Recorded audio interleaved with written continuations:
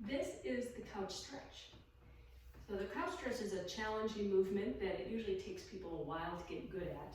It's a great stretch, but you want to progress into it.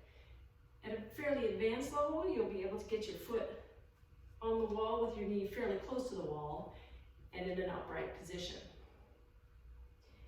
Some variations on this: have something that you can hold on to, like a kettlebell, and lean forward, just giving yourself a little bit of a stretch.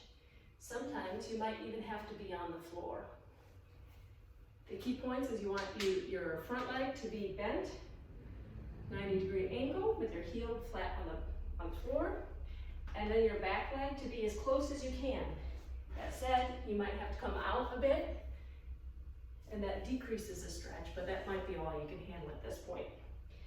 And for when you're actually getting into the movement, you can do it a couple ways. One, just to start on the floor, get your knees close as you can, and then step up into this position.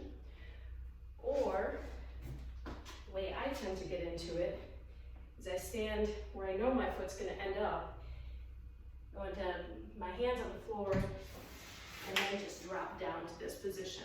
So you have to figure out how to get into it, and then you're going to hold this for somewhere between 30 seconds to 2 minutes, depending on your comfort. This is the couch stretch.